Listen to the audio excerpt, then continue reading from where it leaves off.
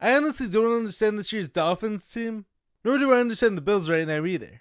The Dolphins 1 week look like a team who doesn't know how to play football and like who falls apart, and then all of a sudden they beat the Bills, who so many people out there view as like a top team. And why do the Bills look great 1 week and then like lose to the Dolphins the next? Tua threw 2 touchdowns, but he also threw 2 picks in this game. But Devon Achane had a massive game as he ran for 174 and had 2 touchdowns of his own. Sticking with that division, we saw the Patriots rattle off yet another win this week against the Buccaneers. Drake May did his job, like he also did like a few questionable throws in this game, and he didn't have a high completion percentage. Although his biggest asset probably is making strong throws while under pressure.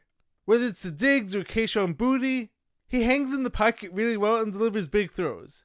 Baker played an incredible game even in the loss as he threw for 3 touchdowns, 2 to Tez Johnson and 1 to Ibuka. But from what I saw, like the Patriots corners actually gave Ibuka some trouble. Travion Henderson though had 2 big rushing touchdowns for the Patriots, and that team is super well coached and playing at a really high level right now. My favorite team, the Green Bay Packers, are in a bit of trouble right now. In the tight division race that wasn't so tight at the start of the season, they were locked in like a defensive battle against the Eagles on Monday night, but just couldn't put it together once again. A team in 1 week that offense looked so explosive, and the next is stagnant. Of course Tucker Kraft wasn't playing, but that defense has been doing its job like for most of these games.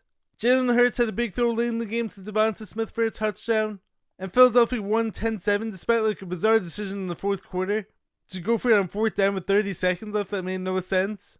But the depleted Packers offense wasn't able to capitalize. The Jets beat the Browns in the game of who's worse, and it turns out the answer is the Browns. Fields only had 54 yards passing, and yet they still won due to like return touchdowns, and also Breece Hall had a solid game. The Bears beat the Giants in a way like that never should have happened, as the Giants blew yet another fourth quarter lead. Jackson Dart got hurt in the midst of a great game he was playing, as he had 2 rushing touchdowns. But as I've been saying all year, as much as like I love watching Dart and Scatterboo, that playstyle wasn't going to last. It wasn't going to be sustainable long term, as now both guys are hurt. The Giants fired Daboll the other day, which in all honesty, I don't like the move. I like Daboll and I thought he was a solid coach who got dealt a bad hand with so many injuries this year. We'll see what that team does next, and we'll see whether or not this hurts Jackson Dart's progression as a quarterback. The Ravens beat the Vikings, and like I said it last week, it's just as I feared as of right now. The Ravens should be favorites to win that division as long as Lamar Jackson's healthy. Lamar and Derrick Henry are just a formidable duo. The Bengals had their chance, if only that defense wasn't so bad, and the Steelers should have had it locked up.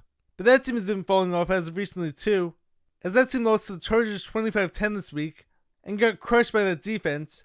Rodgers unfortunately threw 2 picks in this game,